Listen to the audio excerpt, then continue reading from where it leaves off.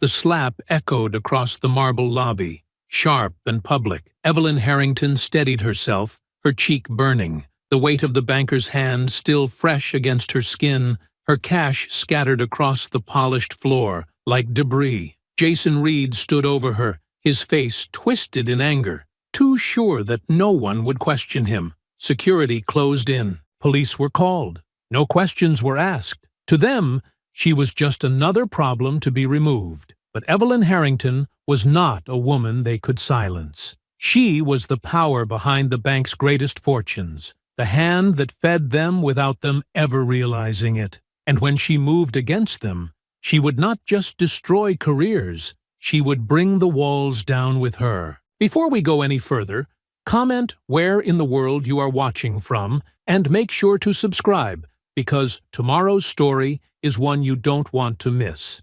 The late afternoon sun filtered through the towering glass panels of Weston Bank's flagship downtown branch, casting long, angled beams across the polished marble floor, where customers shuffled in and out in neat lines. The air smelled faintly of industrial cleaner and fresh paper, the quiet hum of commerce wrapping the grand lobby in a shallow kind of importance that barely skimmed the surface of its daily transactions. Beneath the gold leaf signage and gleaming countertops, however, there was an undercurrent, a colder, sharper edge that revealed itself not in the design of the space, but in the small ways the staff carried themselves. It lingered in the clipped greetings, the quick glances, the way some customers were ushered forward while others waited just a little longer without ever being told why. Evelyn Harrington felt the weight of it the moment she stepped through the glass doors. Dressed in an understated navy pantsuit, a soft cream blouse buttoned neatly to the collar, she carried herself with the easy confidence of a woman accustomed to moving through boardrooms, courtrooms, and corner offices without fanfare. In one hand, she held a slim leather bag, worn but well kept, containing a deposit that would, by itself, outsize most of the bank's daily activity. She did not hurry. Her low heels clicked steadily against the floor as she made her way toward the open counter where a handful of bankers waited behind wide, impersonal desks, tapping at keyboards and offering rehearsed smiles to customers whose names they would never remember. She paused politely in front of one such desk where a young man, no older than his late 20s, sat hunched over his monitor. His badge read Jason Reed, and he did not look up right away. Evelyn cleared her throat gently, offering a warm, measured greeting. Jason's head lifted then, and for a moment his gaze skated over her, from her graying hair gathered neatly at the nape of her neck, to the dark tone of her skin, to the leather bag resting comfortably in her hand. Something subtle hardened in his expression. "Can I help you?" he asked, the words shaped more like a challenge than a service. Evelyn smiled faintly, accustomed to this tone, though it still stirred something old and bitter inside her. She laid the bag gently on the desk, careful not to startle him, and produced her identification along with a completed deposit slip. "I'm here to make a company deposit," she said simply. "It's a large amount. Everything is prepared." Jason glanced at the ID without touching it, his mouth pressed into a tight line. "What company?" he asked. "Harrington Global Holdings," Evelyn replied, her voice even. Jason leaned back slightly in his chair, folding his arms. "Never heard of it," he said. His eyes flicked to the bag again, suspicion sharpening. "You understand that we have protocols about large cash deposits? You can't just walk in off the street with a bag of money." "I understand perfectly," Evelyn said, still calm. "This is a corporate deposit. You can verify the account. All documentation is provided." Jason didn't move. He didn't even reach for the ID that lay on the desk between them, pristine and untouched. Instead, he stared at her for a long, pointed moment, making no effort to hide the skepticism twisting his face. Evelyn could feel the gazes of other customers and tellers beginning to drift toward them, drawn by the slight but unmistakable shift in the air. "You're going to need to leave," Jason said finally, his voice louder now, carrying easily across the lobby. We don't accept suspicious transactions like this without prior appointment. Evelyn blinked once, slowly. Sir, I am a long-standing corporate client of this bank, she said, keeping her tone steady. All of this can be verified in less than a minute if you'll simply check the account. I don't have to check anything, Jason snapped, his cheeks coloring. You're not authorized for this branch. You people think you can just show up anywhere and expect us to look the other way? For the first time, a flicker of something colder passed behind Evelyn's eyes. She remained rooted in place, refusing to allow the humiliation he intended. I would strongly suggest you verify my credentials before making accusations, she said quietly, her voice cutting through the growing tension with the precision of a scalpel. Jason scoffed, loudly enough that several heads turned. Security's going to escort you out if you don't leave, he said. Last warning. Evelyn leaned in slightly, lowering her voice so that only he could hear. If you do this, you will regret it. Jason sat back, folding his arms across his chest with a grin that didn't quite reach his eyes.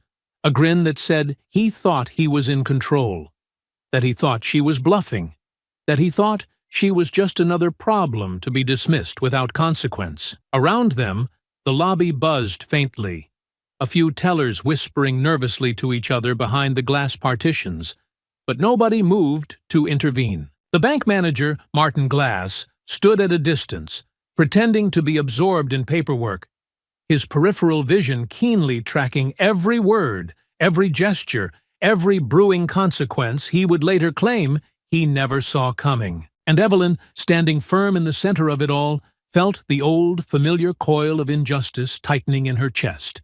Not from fear, not from surprise, but from the quiet, infuriating knowledge that this was the cost of simply existing in spaces built to exclude her. Yet she made no move to back down. Not yet. Not when the storm was just beginning to gather. She stood still, waiting, letting the silence stretch between them, daring Jason Reed to take the next step, the wrong step, without realizing how much it would cost him. The silence between them stretched thinner with every passing second, the edges sharp enough to cut. Evelyn did not move, did not lower her gaze, did not shrink herself to make him more comfortable. She stood calmly, her identification still resting between them like a forgotten offering that Jason Reed had no intention of accepting. Around them, the life of the bank continued in uneasy, fragmented pieces. The low clatter of keyboards, the rustle of paper, the occasional forced cough, but the center of gravity in the room had shifted here. To this standoff, neither could now pretend was just business as usual. Jason's posture stiffened. He leaned forward, his voice dipping low, the words coated with disdain. You people think you can just walk in here waving some papers around, flashing some ID, and expect to be treated like you're legitimate. His eyes flickered down to her bag again, his lip curling slightly. I've seen enough scams to know how this works. Evelyn inhaled slowly, feeling the quiet burn of humiliation creep up the back of her neck, the kind that came not from any truth in his words, but from the sick, heavy knowledge that they were a script he had already decided she would play. She chose her next words carefully, weighing each one like a stone in her hand. You are making an assumption based solely on how I look, she said, her voice quiet but unyielding. You have not checked my identification. You have not verified the account information I provided. You are profiling me, not doing your job. Jason gave a short, humorless laugh and pushed himself up from his chair, standing now so that he could loom slightly over her. Profiling? He repeated mockingly. You're the one showing up here with a bag of cash. You're lucky I don't call the police right now. Evelyn lifted her chin, refusing to let him bait her into an emotional reaction. Then call them, she said evenly. Let them verify what you refuse to. The words hit harder than she'd intended, or perhaps exactly as she'd intended, because Jason's face darkened, the blood rushing to his cheeks, his hand balling briefly into a fist before he forced it flat against the desk. He wasn't used to being challenged like this, not by someone he had already decided was beneath him, not by someone he thought he could humiliate without consequence. Martin Glass, the branch manager, shifted uneasily in the distance, but did not approach, his cowardice as thick and obvious as the tension now knotting the lobby into silence. "You think you're better than me?" Jason hissed under his breath, his voice laced with something uglier now, something that had always been there under the surface, waiting for an excuse. "Coming in here dressed up, pretending to be something you're not? I know your type. Think some fancy clothes are gonna hide it?" Evelyn did not flinch, though she felt the anger coil tighter inside her with every word. "The only thing you know is your own prejudice," she said, her voice sharp enough to cut through the poisonous air between them. "And today, it's going to cost you."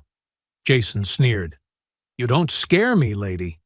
You think anyone's gonna believe some loudmouth troublemaker over a bank employee? You're nothing here. Nothing." The bag of cash still sat on the desk between them, an unspoken accusation, but neither of them looked at it now. All the ugliness had boiled to the surface, raw and unfiltered, and Evelyn knew, with a certainty as cold as steel, that nothing she said could unwind it. This wasn't about protocol. It wasn't about security. It was about the story he had already written in his head the moment she had walked through the door. Security guards began drifting closer, summoned not by any real disturbance, but by the heat of Jason's raised voice, by the expectation, so often and so easily fulfilled, that it would be someone like her causing the problem. Evelyn could see it in their eyes already. They were not approaching to ask questions. They were approaching to remove her. Jason smirked, sensing the shift, mistaking it for victory. "You're gonna leave, one way or another," he said, stepping out from behind the desk now, closing the space between them. "You don't belong here." Evelyn's heart pounded steadily in her chest, not with fear, but with the slow, relentless pulse of fury contained.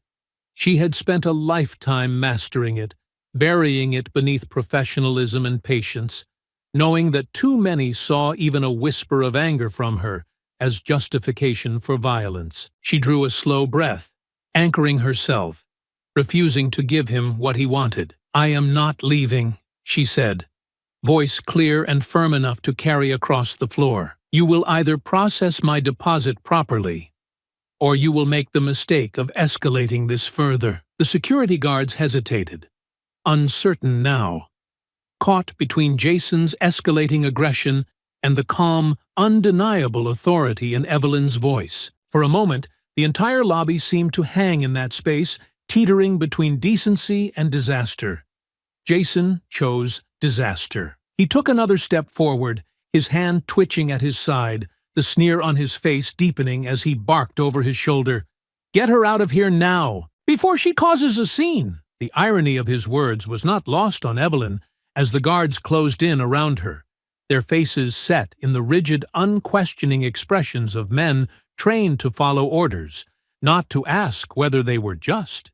And still, she stood her ground, her body rooted firmly to the polished marble beneath her, refusing to be bullied, refusing to be erased. And though Jason Reed had already crossed several lines, he was not finished yet, not by a long shot. The hum of the lobby dimmed to a dull roar in Evelyn's ears as the security guards closed in, the world narrowing to the taut, electric space between herself and Jason Reed. She watched his hands, the way they twitched slightly with suppressed anger, the way his jaw clenched so tightly that the muscle jumped in his cheek. He was unraveling, not because she had shouted, not because she had made any threat, but because she had refused to cower, refused to play the part he had decided for her the moment their eyes met. "Move," Jason snapped, his voice cracking slightly under the strain of holding himself together. "Now." Evelyn stood as still as stone, meeting his glare with an unblinking steadiness that only enraged him further. Around them, the lobby's scattered conversations died off entirely. Phones were lowered. Tellers froze in mid-transaction. Even the guards hesitated, suddenly unsure whether they were witnessing a disturbance or becoming part of one. Jason's face twisted into something meaner, smaller, as if all the ugly, festering things he had carried in his heart had finally clawed their way to the surface. He took another step forward, standing almost chest to chest with her now, his breath sharp and uneven. "You think you're better than everyone else," he spat, his voice loud enough for every person in the lobby to hear. "You think you can come in here, flaunting your money, acting like you're important? You're nothing. You're just another—" He stopped just short of a word he couldn't quite get out, but the meaning was already there, thick in the air between them. Evelyn's expression didn't flinch. She stepped in closer, her voice cutting so sharply that it stripped the false confidence from his face before he could react. "No," she said softly, but unmistakably. "You're the nothing here, a small, scared little man hiding behind a cheap suit and a plastic badge, desperate for a sliver of authority because deep down you know you will never have real power, real respect." Jason's nostrils flared, the muscles in his face pulling tight, as though each word physically struck him harder than a closed fist could have. "You think you're important because you sit behind a desk someone else gave you. You think you can humiliate people to forget how pathetic you are. But you are nothing but a coward with a title." Evelyn said, the words precise, deliberate, each one landing with a sharp, audible weight. "And no matter how loud you scream, no matter how many people you bully, you will still wake up every morning knowing you're small. You'll still go home every night and stare at yourself in the mirror and see exactly what you are." The color drained from Jason's face, only to come rushing back in a violent flood of red that crawled up his neck and burned in his ears. Around them, the silence thickened to the point of suffocation. The guards hovered uncertainly at the edges, instinctively recognizing that something had shifted, but too dull to understand it fully. Jason Reed, whose world had always tilted toward his favor, who had always counted on people folding, on people lowering their heads to make his seem higher, finally, truly snapped. Without thinking, without hesitation, he raised his hand and struck Evelyn full across the face. The sound cracked through the lobby like a gunshot, startling even the guards who had been poised to grab her. Evelyn's head jerked sharply to the side under the force of it, her body swaying but not falling, her balance rooted in something far deeper than physical strength. A sharp, searing pain bloomed across her cheek, but she did not lift her hand to it, did not stumble back or cry out. She straightened slowly, deliberately, and turned her gaze back to him with a calm, cutting clarity that stripped the last shreds of self-justification from his face. Gasps rippled through the lobby, sharp, quick, involuntary. Some customers recoiled. Others simply stood frozen in place, unable to look away. No one moved. No one helped. They only watched, bearing silent witness to a humiliation so raw and so public that even Jason seemed momentarily stunned by what he had done. But the momentary hesitation passed quickly. Jason, breathing hard, realized the thin line he had crossed and did what men like him always did: doubled down. "Get her out of here," he barked, his voice cracking at the edges, but trying desperately to cling to authority. "Now! She assaulted me! She caused a scene!" The guards, jolted into action by his scream rather than by the truth, lunged forward. They seized Evelyn roughly by the arms, twisting them behind her back with enough force to draw a sharp, involuntary wince from her lips, though she swallowed the sound before it could betray her dignity. She said nothing. She gave them nothing. Her leather bag slipped from her hand, hitting the polished marble with a dull thud as the clasp broke open, and cash spilled across the floor like an accusation neither of them could deny. Bills fluttered and scattered, spinning in lazy circles under the lobby's ceiling fans. The bright, unmistakable proof of her legitimacy now twisted into the visual of a criminal's loot. Jason pointed at the scattered money, shouting over the rising buzz of whispers and clicking phone cameras, "Proof she's dirty! Look at this! She's trying to scam the bank!" The security guards, seeing only what they wanted to see, tightened their grip, and began hauling Evelyn toward the entrance, dragging her through the silent, horrified crowd. Evelyn did not struggle. Her feet moved of their own accord, each step heavy, measured, the fire in her cheek matched only by the steel settling deeper into her spine. Outside, the flashing blue lights of a police cruiser painted the sidewalk in cold, stuttering bursts of color. Two officers, already called by Jason's earlier lies, stepped out and surveyed the scene with lazy, disinterested eyes that spoke volumes about what they thought they were walking into. Jason rushed ahead to meet them, still vibrating with the giddy, desperate energy of a man who believed he had secured victory through violence. "She caused a disturbance," he shouted. "She threatened me, assaulted me. We had to restrain her." The officers did not ask for evidence. They did not ask for identification. They did not look at the cash on the ground, or the surveillance cameras blinking silently in the corners of the lobby, or the trembling mouths of the witnesses who said nothing. They moved straight toward Evelyn, their hands already reaching for their cuffs, their minds already closed. Without a word, they seized her, twisting her sore arms further behind her back, locking cold steel around her wrists with a brutal efficiency that said they had done this many times before, and never to anyone they truly saw. They shoved her into the back of the cruiser with as little ceremony as one might use on a broken chair, left for the trash.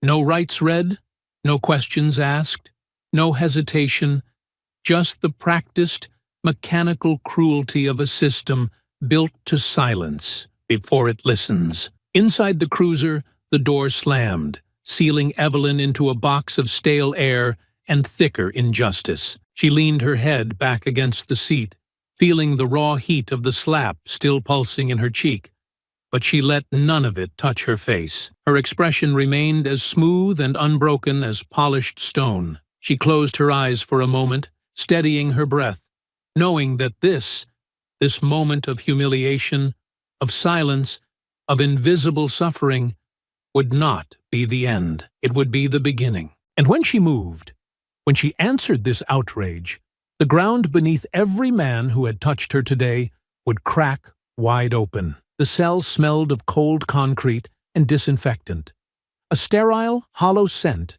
that clung to the air and soaked into the skin. The bench along the back wall was little more than a slab of rough metal bolted to the stone, and when Evelyn sat down, the chill of it seeped through the fabric of her slacks and into her bones. She didn't shift or fidget. She placed her hands neatly in her lap.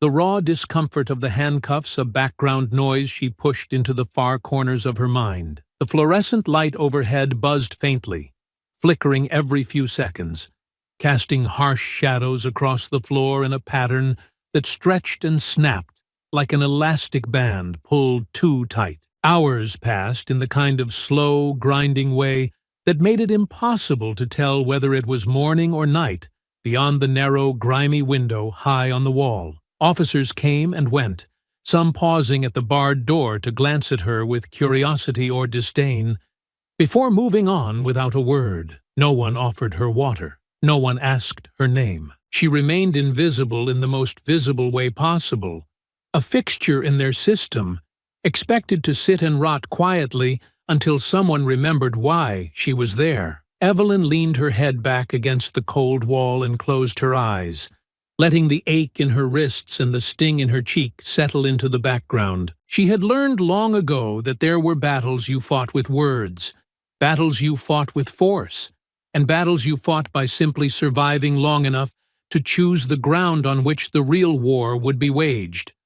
Today was not the day for raised voices or broken fists. Today was the day for patience. In another part of the city, the world was moving without her, but not without notice. Clarissa James, her longtime legal counsel and trusted advisor, frowned as she tapped her foot against the gleaming floor of Harrington Global's downtown headquarters. She had been trying to reach Evelyn for hours. First polite calls, then urgent messages, then increasingly sharp emails sent to every device Evelyn owned. No response, no check-ins, nothing. It was not just unusual, It was unheard of. Clarissa pulled up the company's security protocols, her fingers flying over the keyboard as she initiated the first stages of the missing executive protocol they had designed years ago but never expected to use.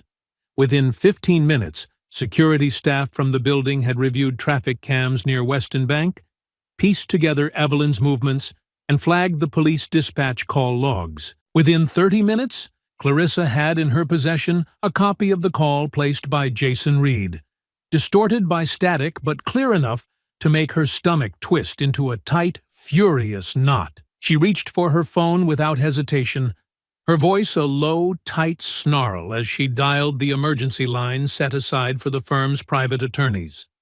Orders were given. Subpoenas were drafted. Requests for security footage were filed and stamped before most people would have realized anything was wrong. Evelyn's silence had spoken more loudly than any call for help could have. At the same time, in Harrington Global's executive boardroom, a different kind of storm was gathering. Charles Edmonds, the firm's chief operating officer, flipped through a copy of the morning's balance sheets, frowning as he read the internal memo flashing red across the top of his tablet. CEO unreachable. Potential legal emergency. Initiate asset review. The financial division moved like a machine built for war, contacting the bank's corporate relations team with cool, clipped professionalism. Questions were asked in formal tones, each one precise and documented. Answers were either fumbling or suspiciously absent, prompting the first quiet preparations for a withdrawal that would leave the bank gasping for air. It was not a decision made out of anger. It was not even made out of loyalty. It was made because Evelyn Harrington's name was etched into every contract, every operating agreement, every expansion strategy that had allowed the firm to amass hundreds of millions in assets under Weston Bank's roof. If Evelyn was disrespected, then, by extension, every dollar tied to her was at risk. Corporate loyalty did not run on emotion. It ran on survival. Back in the holding cell, Evelyn allowed herself to drift behind closed eyelids, resting but not sleeping, her mind ticking steadily forward even as her body sat motionless. She thought of her mother, who had taught her that dignity was not something you begged for.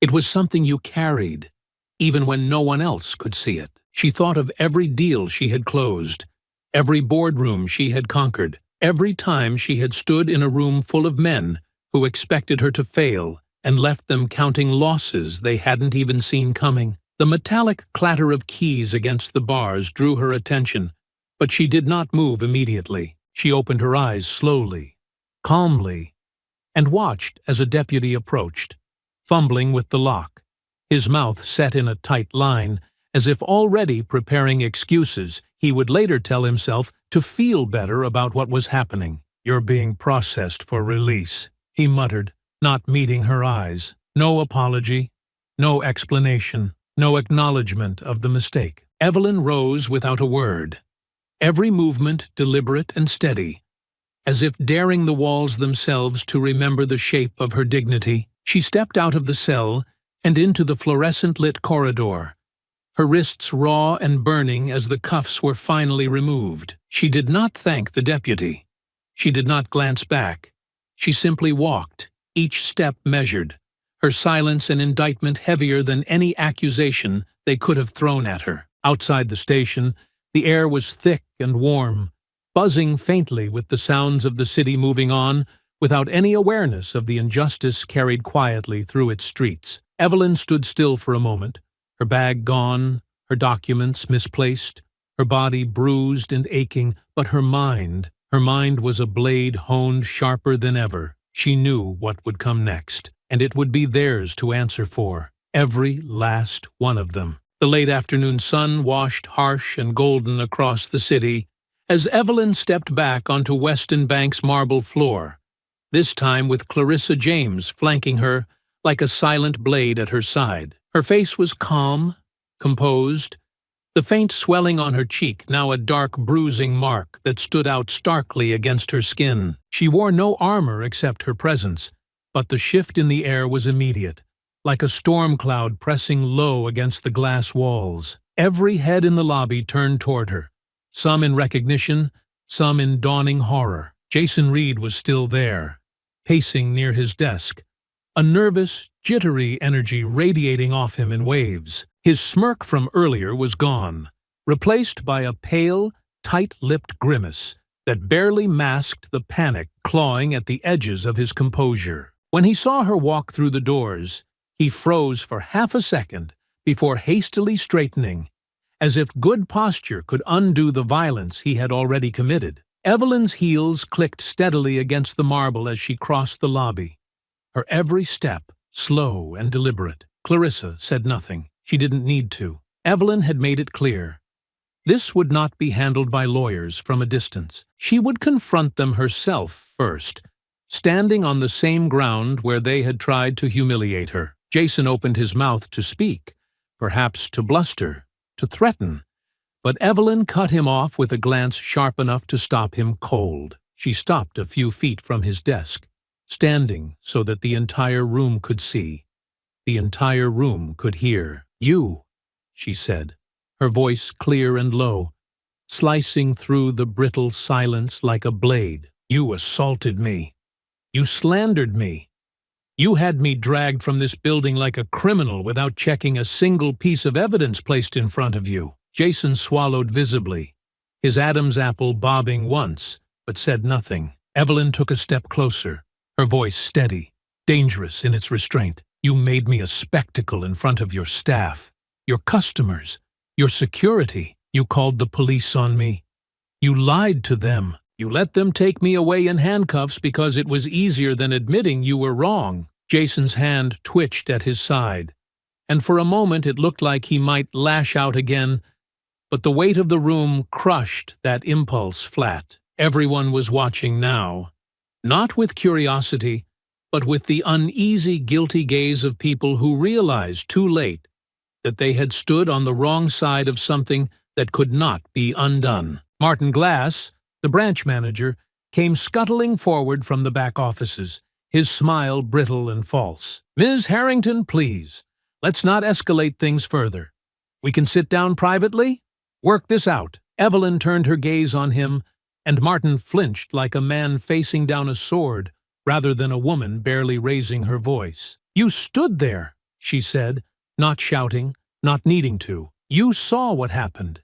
You let it happen. And now you want to hide it behind closed doors." Martin's mouth opened and closed uselessly, the words fleeing before they could reach his tongue. Clarissa stepped forward then, unslinging the leather briefcase from her shoulder and pulling out the heavy envelope that thudded softly onto Jason's desk. "This is a subpoena," she said crisply, her voice sharp enough to make Jason jerk backward a half step. "We are seizing all security footage from today's events. Every camera angle, every second." Jason looked wildly around for support, but no one moved. Martin shifted his weight, sweat already darkening the collar of his dress shirt, but he offered no help. "And," Clarissa added, her eyes narrowing slightly, "any attempt to delete, alter, or obstruct this footage will result in immediate criminal charges. For everyone involved." Evelyn's gaze didn't leave Jason's face. She studied him, calm and unblinking, letting the silence stretch until his hands fidgeted uselessly at his sides. "You're going to be famous," Evelyn said softly, her words slipping under his skin like a needle. "Not for your career, not for your talent, but for the day you thought your bias, your ignorance, your cowardice would go unnoticed." Jason's jaw clenched so tightly she thought she could hear his teeth grind. Martin stepped in again, holding out his hands in a pitiful attempt at smoothing things over. "Ms. Harrington, please." "I don't want your apology," Evelyn interrupted, her voice firm, final.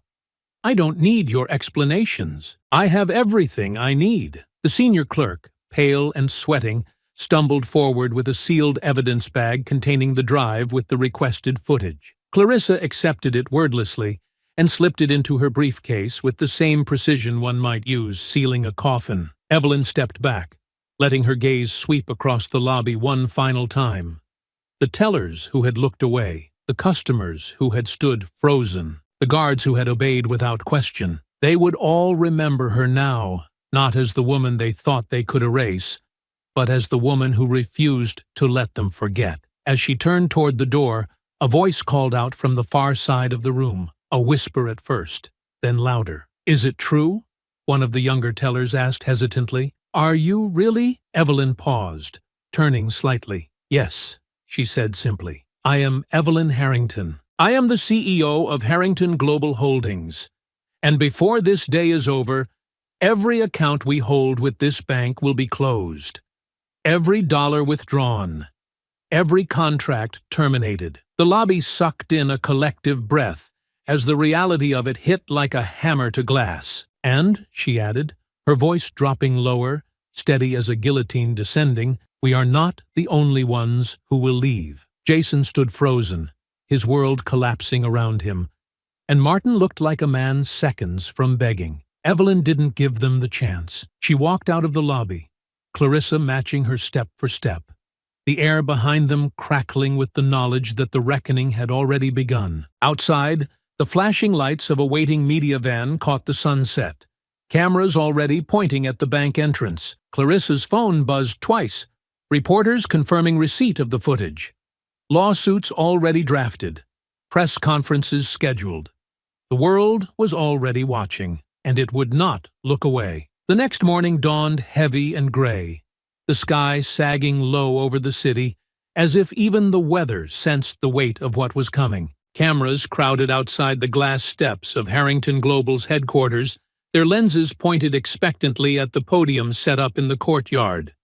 News vans lined the street like vultures waiting for a fresh carcass, their satellite dishes angled skyward, transmitting every second back to homes, offices, and newsrooms across the country. The rumor mill had worked fast overnight, faster than even Clarissa had anticipated, fueled by early leaks of the security footage and whispers from police insiders too nervous to keep silent. By 9 o'clock sharp, Evelyn stepped out of the revolving doors, her stride calm, her posture straight, her bruised cheek left uncovered for the world to see. She wore a simple black suit, no jewelry, no makeup except a thin gloss on her lips, nothing flashy or performative.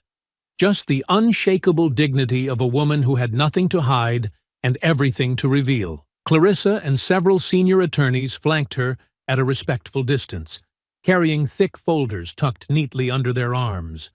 Folders containing lawsuits, evidence packets, copies of subpoenas already filed with the courts. They were not here to posture. They were here to deliver judgment. Evelyn reached the podium without rushing, letting the murmured buzz of reporters die into a heavy silence that stretched across the courtyard. Microphones clustered at the edge of the stand, their red lights blinking steadily. No one spoke. No one dared. She placed both hands lightly on either side of the podium, leaned in slightly, and spoke, not loudly, but with a clarity that cut through the cold morning air like a blade. "My name is Evelyn Harrington," she began, her voice smooth, steady, unhurried. "I am the CEO and majority owner of Harrington Global Holdings." She let the words settle before continuing. "Yesterday, I entered Weston Bank's downtown branch to make a routine corporate deposit on behalf of my company. I provided full identification. I provided all necessary documentation. I was not disruptive.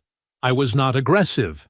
I was not suspicious. I was simply there to do my job. The same job that has helped generate hundreds of millions of dollars currently held in accounts with Weston Bank." Murmurs rippled through the crowd of reporters, a low tide of shock and anger that built with each measured word. "I was assaulted," Evelyn continued, her voice never rising, the raw facts striking harder than any shouted accusation, "by a junior banker who refused to even look at my identification. I was physically struck across the face. I was forcibly removed by security. I was arrested by police officers who made no attempt to verify the truth of the situation. I was handcuffed, fingerprinted, and thrown into a holding cell for hours, without charge, without dignity, without the basic decency afforded to any human being." She paused, allowing the cameras to drink in the sight of her standing there. Not broken, not bowed, but radiating a strength so profound that even the winter air seemed to shudder around her. "This was not a mistake," she said, her tone sharpening just slightly. "This was the result of systemic bias, of lazy assumptions, of racism dressed up as protocol." Reporters scribbled furiously. Camera shutters clicked in a frantic rhythm. The footage, already circulating, would make it impossible for Weston Bank or the police department to spin this as anything else. The whole world could see Jason Reed slapping her. The whole world could see the officers wrenching her arms behind her back without a single question asked. "As of this morning," Evelyn continued, "Harrington Global Holdings has terminated all financial contracts with Weston Bank. We are in the process of withdrawing all corporate funds and redirecting them to institutions whose values align with the basic principles of equity and respect." She lifted a thick stack of documents from the podium and held them up briefly. "Additionally, civil lawsuits have been filed against Weston Bank, against the individuals responsible for my assault and mistreatment, and against the officers and police department involved in my unlawful arrest." Clarissa stepped forward and handed fresh copies of the lawsuits to the waiting press. "And let me be perfectly clear," Evelyn said, her voice dipping lower, growing colder. "These lawsuits are only the beginning." The courtyard exploded with shouted questions, dozens of reporters jostling against the barricades, their voices rising over one another in a desperate clamor for more. More details, more anger, more vengeance. But Evelyn raised a hand, and the crowd fell silent. The authority in her gesture undeniable. "I am not here to relive my humiliation," she said. "I am not here to ask for sympathy. I am here to hold accountable those who believe they can act with impunity because of the color of my skin, because of the quietness of my voice, because of the assumptions they make when they think no one important is watching." She straightened, her eyes sweeping across the sea of faces, daring any of them to look away. "To Weston Bank," she said, each word falling with the weight of a stone into water. "To Jason Reed, to Martin Glass, to the officers who put their hands on me. Know this: the world is watching. The truth is recorded, and your actions have consequences." Without waiting for applause, without pausing for further questions, Evelyn turned from the podium and walked away, her footsteps crisp and sure against the concrete. Clarissa and the legal team fell in behind her, a procession of measured power leaving behind a media frenzy that would only grow fiercer by the hour. Inside Weston Bank's corporate offices, televisions flickered with the live broadcast. Executives sat frozen, watching their institution's name crawl across the bottom of the screen under words like discrimination, lawsuit, and corporate exodus. The phones began ringing in the background, first a trickle, then a steady flood. Investors demanding answers, clients threatening withdrawals, board members calling emergency meetings. In the police department downtown, officers clustered around monitors, faces pale as the footage played and replayed. Each slap, each rough handcuffing, each lie repeated back to them with brutal, undeniable clarity. Chief McKenna leaned heavily against the doorframe of her office, her stomach sinking deeper with every second. There would be investigations now, civil suits. Internal affairs would come crashing through the walls they had built around themselves for years. And this time, there would be no quiet deals, no whispered cover-ups. This time, the reckoning had a name: Evelyn Harrington. And she had only just begun. The city moved differently now. Where once Weston Bank's name had carried a kind of effortless prestige, a silent understanding of trust and stability, now it was a stain whispered about in boardrooms and shouted about on street corners. News anchors dissected every frame of the security footage with grim precision. Analysts debated the lawsuits on morning shows, and social media swarmed with outrage that grew sharper and more focused with each passing hour. What had begun as a local scandal was fast becoming a national reckoning, and no one inside the bank's glass towers could pretend it was anything less than catastrophic. In the executive conference room on the 22nd floor, the mood was thick with panic, barely concealed beneath brittle attempts at professionalism. The regional president, a man whose carefully cultivated career had been built on decades of avoidance and plausible deniability, wiped his forehead with a trembling hand as he stared at the stack of reports growing heavier by the minute. "We need a statement," one of the vice presidents said, her voice strained. "We need to show contrition, acknowledge the mistake, offer a settlement, not a chance." Another executive cut in sharply. "She's not here for settlements. She's here for blood." They all knew it. They could feel it in the way the story refused to die, refused to be spun into something safer, something manageable. Evelyn Harrington had not screamed or begged or made emotional appeals.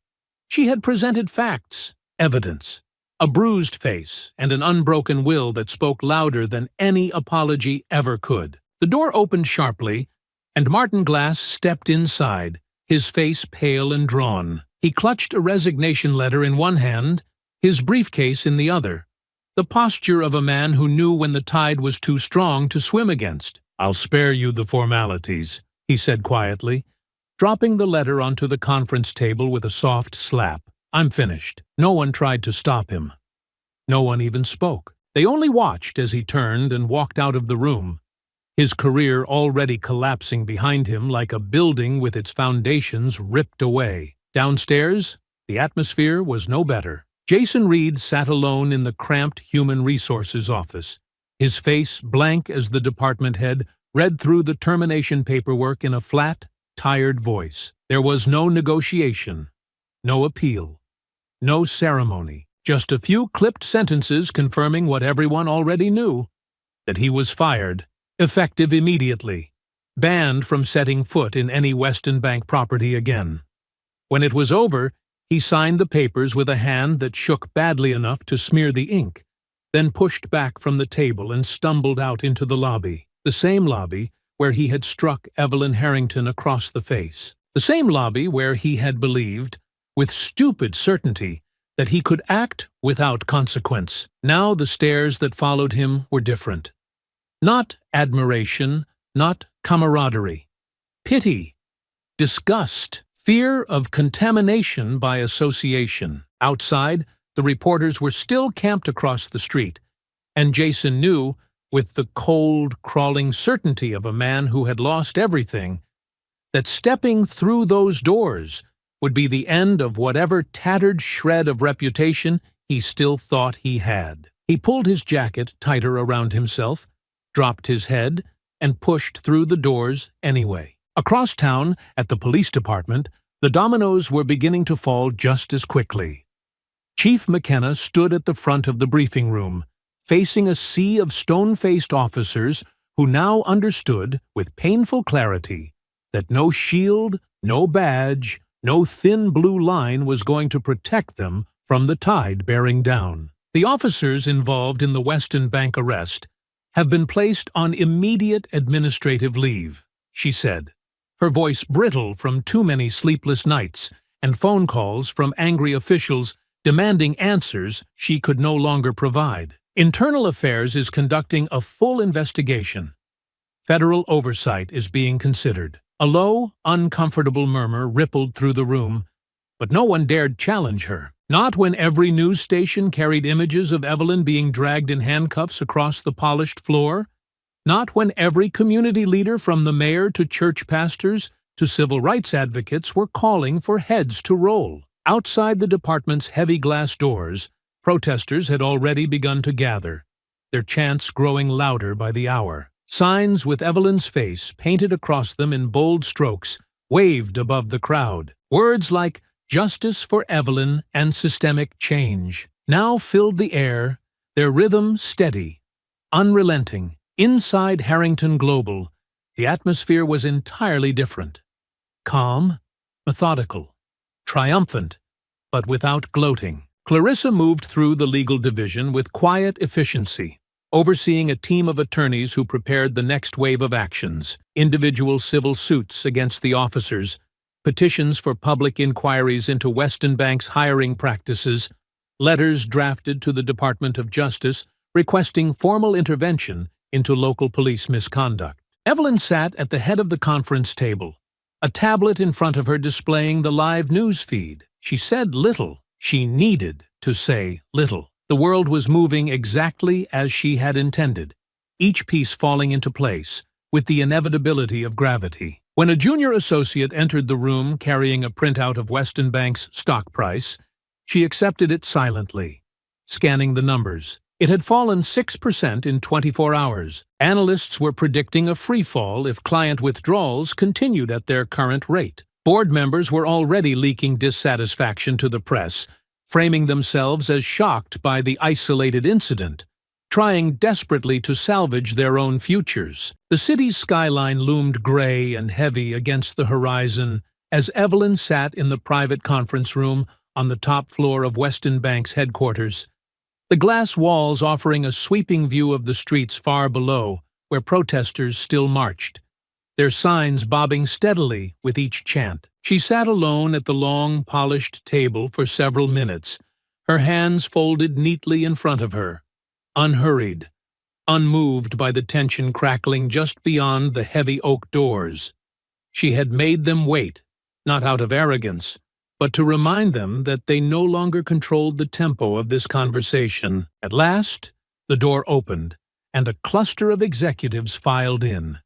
Stiff, pale, their movements clipped with a mixture of fear and forced professionalism. The regional president, a thin man whose expensive suit could not mask the desperation in his eyes, led the way, flanked by the bank's lead counsel and two senior board members. They looked like men approaching a funeral they could not postpone. "Ms. Harrington," the president began, his voice polished but hollow, "we appreciate you agreeing to meet. We deeply regret what occurred at our branch." And Evelyn raised a hand, a simple gesture that silenced him mid-sentence. She let the quiet stretch for a few heartbeats longer than necessary, feeling the weight of their discomfort fill the room. "I am not here for your regret," she said, her voice calm, unwavering. "Regret is easy. Regret is worthless. I am here for commitments. I am here for guarantees." The executives exchanged nervous glances. The lead counsel shifted a thick folder onto the table and opened it, revealing a printed apology statement, drafts of proposed reforms, and a preliminary settlement offer that Evelyn did not so much as glance at. "You have a systemic problem," Evelyn continued, her tone measured but leaving no room for misinterpretation. "It is not limited to one employee, one branch, or one incident. It is embedded in the assumptions your employees are allowed to make about who is worthy of respect and who is not." The president cleared his throat softly. "We are prepared to implement new training initiatives across all branches, effective immediately. Bias training, cultural sensitivity." "Not enough," Evelyn said simply, leaning forward slightly, her presence filling the space in a way no shouting ever could. "Training alone is meaningless without accountability. I want leadership-level participation. Every executive, every board member, every senior manager. Not optional, mandatory. Certified by an independent organization. I approve." The president hesitated, glancing at his colleagues for support that would not come. The lead counsel nodded tightly, scribbling notes. "And," Evelyn said, her voice dropping lower, colder, "Jason Reed." The president stiffened, bracing for the demand he knew was coming, but hoping somehow to negotiate softer terms. "He has already been terminated," he said quickly. "Effective immediately." Not enough," Evelyn interrupted again, her tone sharper now, the patience in her voice thinning. "Termination is the beginning, not the end." The room grew even tenser, if possible, the air brittle with the sharp, invisible weight of coming judgment. "I want a formal letter issued to every major financial institution and regulatory body, stating that Jason Reed is unfit for employment in any client-facing role in the banking industry," Evelyn said, each word slow and deliberate. "I want him barred from ever holding a position of authority over customer accounts again. The lead counsel paled visibly. "Ms. Harrington," he began carefully. "Blacklisting an individual, not blacklisting," Evelyn corrected smoothly. "Transparency.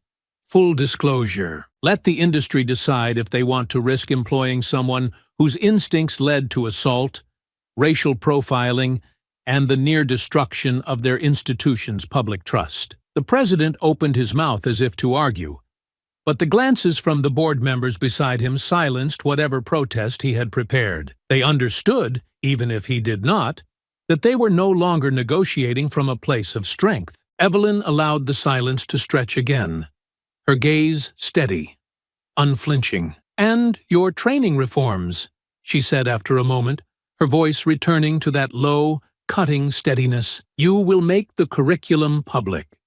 You will certify completion annually. And you will tie executive bonuses to compliance for the next 5 years. Miss the mark, lose the money." The lead counsel's pen scratched feverishly across the page, trying to keep up. "Do these terms meet your understanding of accountability?" Evelyn asked, her eyebrows lifting slightly in a gesture that was almost, but not quite, a dare. The president swallowed, his voice faint when he finally spoke. "Yes, Ms. Harrington." "Good," Evelyn said, leaning back slightly in her chair. "Then you will prepare the documents. You will sign them, and you will announce these changes publicly, before the close of business tomorrow." The executives nodded. Beaten men, their illusions of control shattered under the relentless, patient pressure of a woman who had refused to be broken. As they gathered their papers and murmured their hollow thanks, Evelyn rose, smoothing her jacket with a quiet precision that carried more power than any outburst could have. She turned without another word and walked out of the conference room, Clarissa falling into step beside her. Silent but triumphant, the elevators whisked them down toward the lobby, where the first hints of evening shadow stretched across the marble floors. Outside, the protesters were still there, their chants steady and rhythmic, and Evelyn paused for a moment to watch them through the glass. "This is just the beginning," Clarissa said quietly at her side. Evelyn nodded once, a slow, deliberate motion. "Good," she said, her voice soft but full of iron. "Let them feel it." And as the doors slid open and the cold evening air spilled in, Evelyn Harrington stepped forward into a world that was already shifting under her steady, relentless hand. The city's cold air pressed heavy against the sidewalks as Evelyn stepped out of the car and faced the looming gray stone of the downtown police headquarters. The building, with its heavy iron doors and narrow, reinforced windows, projected the kind of authority that had long mistaken silence for strength, obedience for justice. But today, it would be forced to listen. Clarissa walked a few paces behind her, carrying a slim leather folio tucked neatly under one arm, filled with documents prepared not as threats, but as certainties. Evelyn did not rush. She climbed the wide front steps with the same measured pace she had carried into Weston Bank's boardroom, her heels clicking against the worn stone, her presence alone forcing 2 uniformed officers at the entrance to straighten reflexively, their easy arrogance faltering as they recognized her face. Inside, the lobby buzzed with muted conversations and the low, persistent hum of printers and radios. Officers moved through the space with stiff movements, avoiding her gaze as they passed. The news had spread fast. They all knew who she was now. They all knew what had happened. And they knew that this time there would be no shielding behind badges and procedure. The receptionist, a young woman with nervous eyes, swallowed hard when Evelyn approached and managed a tight, mechanical greeting. "I'm here for Chief McKenna," Evelyn said calmly, her voice slicing cleanly through the buzzing tension in the air. "She is expecting me." The woman nodded quickly and picked up the phone, her fingers trembling slightly as she dialed. A brief, whispered conversation later, Evelyn was escorted through a side door and down a long corridor that smelled faintly of stale coffee and old paper. Chief Laura McKenna waited behind a heavy oak desk in her office, the blinds drawn tightly shut against the windows, her posture rigid in her high-backed chair. She rose when Evelyn entered, extending a hand that Evelyn ignored without hesitation, moving instead to the seat across from the desk, lowering herself into it with the quiet control of someone who knew exactly how much ground she already owned. Clarissa sat beside her, pulling the folio open without fanfare and setting a crisp packet of documents on the edge of the desk between them. Chief McKenna hesitated, then lowered herself back into her chair, her face carefully composed, but unable to hide the strain around her eyes. She cleared her throat once, a dry, brittle sound, and tried to speak with authority that no longer had weight. "Ms. Harrington," she began, her voice low and formal, "I want to extend my deepest apologies for the—" "No," Evelyn said, not harshly, not loudly, but with a finality that left no room for misunderstanding. "I am not here for apologies. I am here for accountability." The words landed hard. McKenna's mouth pressed into a tight, colorless line. "You dispatched officers who made no effort to assess the situation," Evelyn said, her voice even, deliberate. "You authorized arrests based solely on the accusations of a bank employee who had not verified a single piece of identification, had not verified a single fact. Your officers did not ask questions.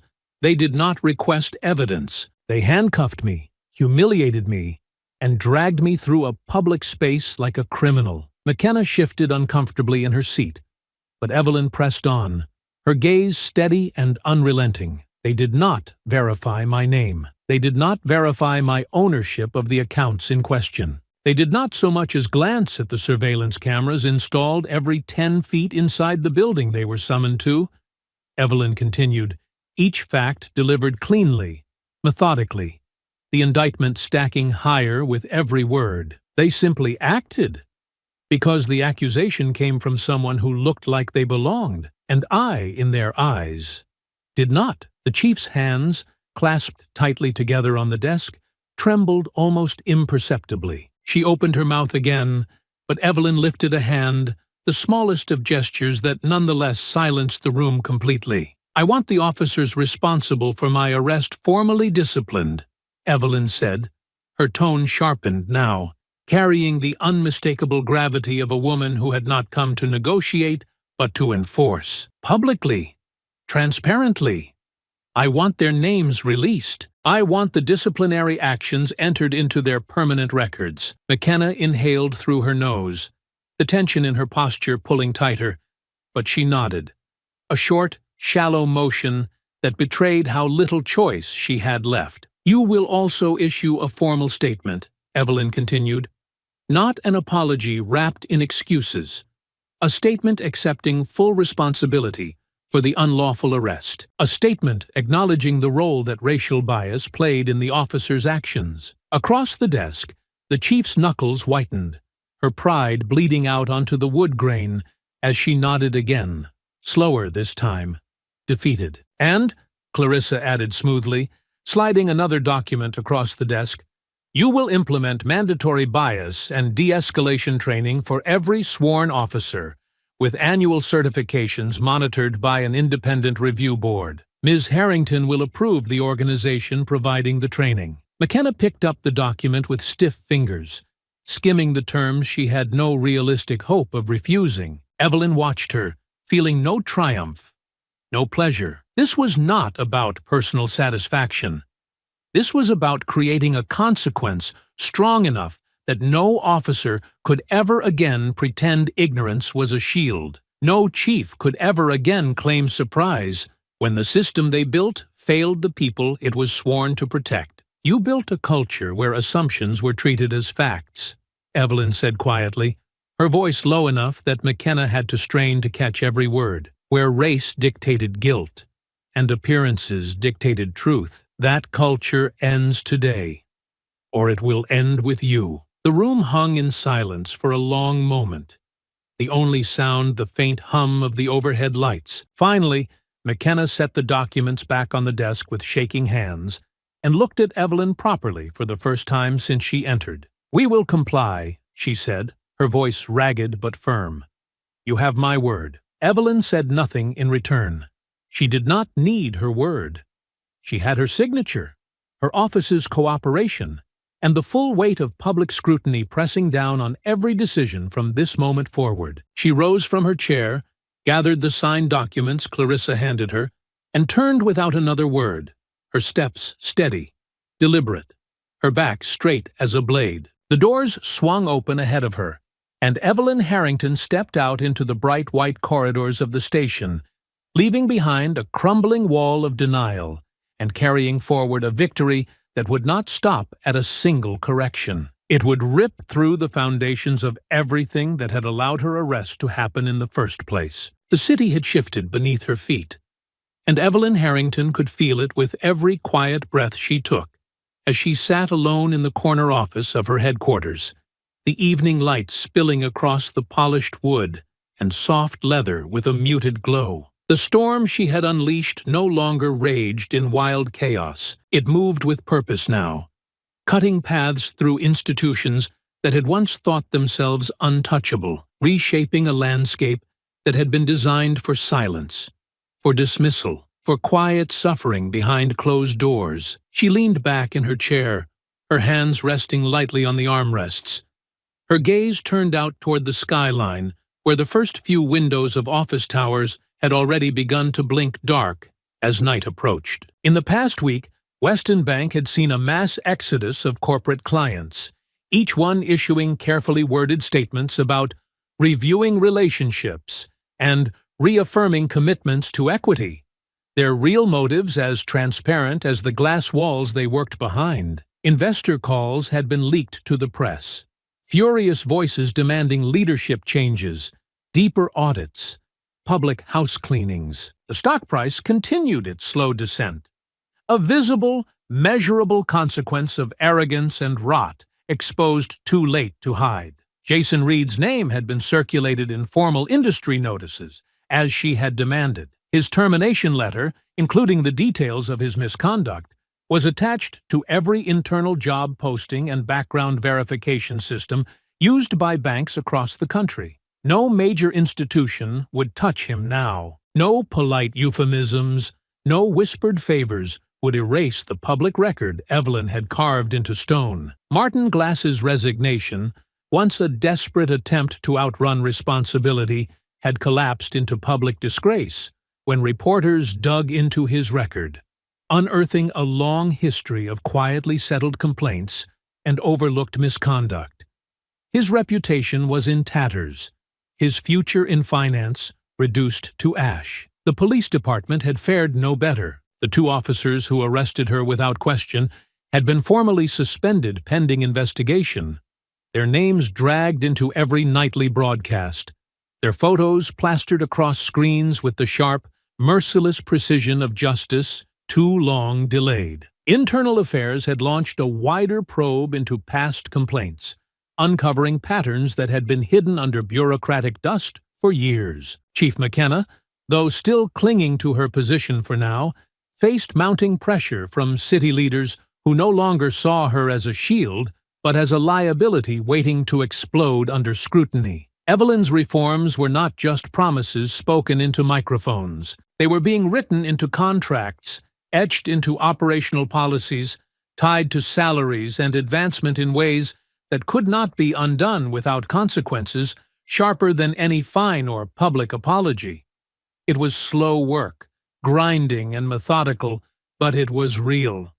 And for the first time in a long while, Evelyn allowed herself to believe it might not just be survival this time. It might be change. She turned from the window and reached for the thick file sitting neatly on the corner of her desk.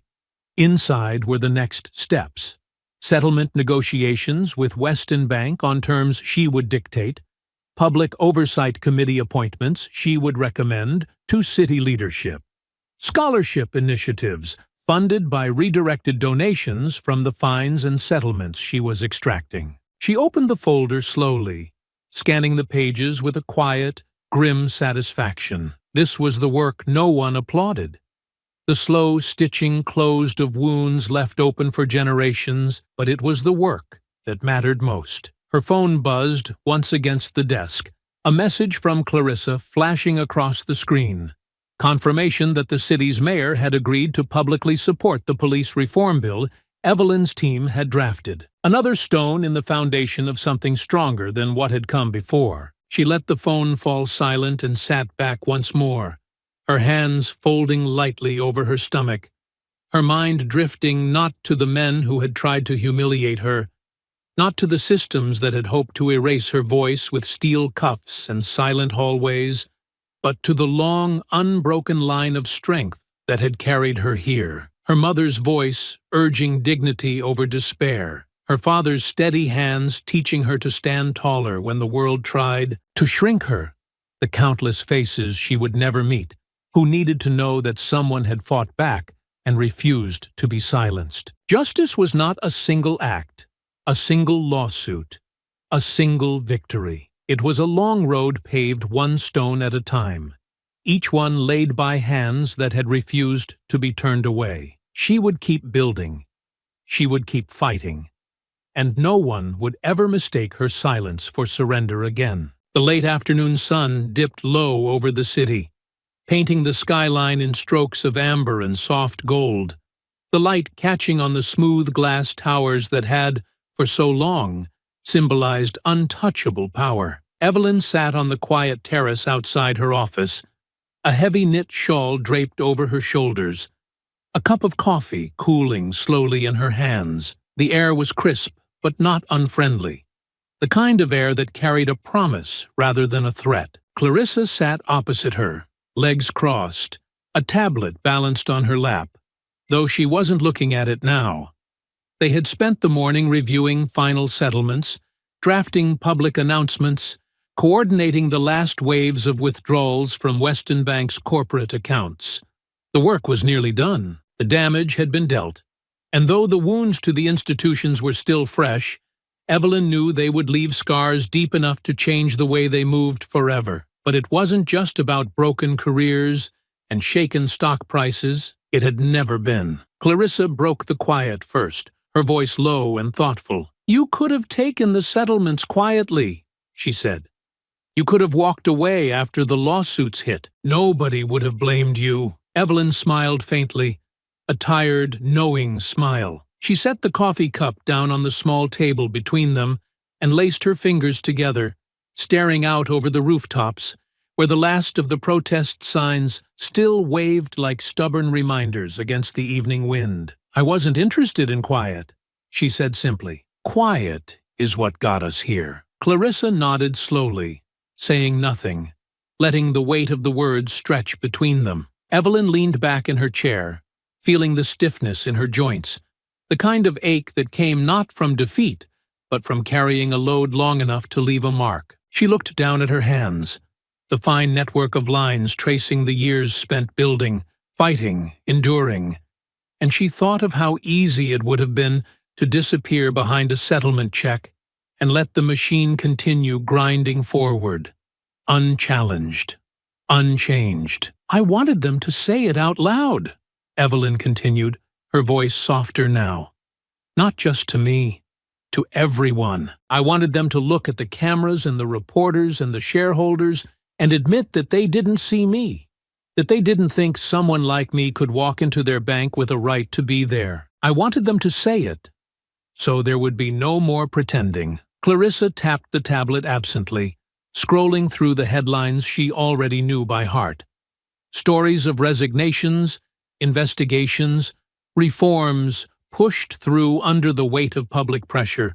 No apology could quiet. "You made them say it," Clarissa said. Evelyn exhaled slowly, the breath carrying away some of the heaviness, but leaving behind a quiet certainty. "Maybe," she said. "Maybe it'll make them think twice next time. Maybe it'll make the next Evelyn Harrington's walk into a bank a little easier." She let the thought settle for a moment before speaking again, her voice steady, but touched by something almost tender. "I hope one day it stops," she said. "I hope one day a woman like me doesn't have to carry the burden of proving she belongs, doesn't have to steel herself every time she steps into a room where her presence alone is treated like a question." Clarissa smiled, a small, tired smile that understood more than words could express. "It's a good hope," she said. Evelyn nodded once, slow and deliberate. "It's more than hope," she said. "It's a fight, and it's not finished." They sat there as the sun sank lower,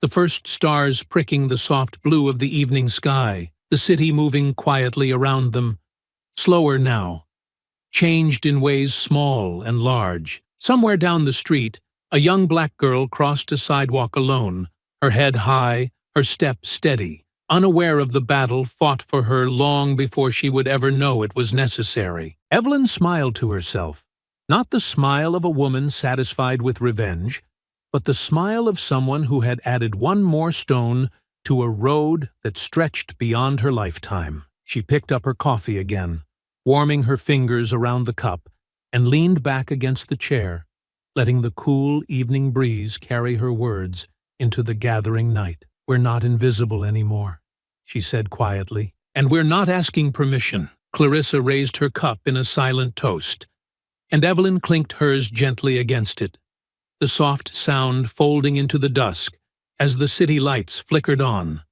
one by one, against the dark. I hope you enjoyed that story. Please share it with your friends, and subscribe so that you do not miss out on the next one. In the meantime, I have hand-picked 2 stories for you that I think you will enjoy. Have a great day.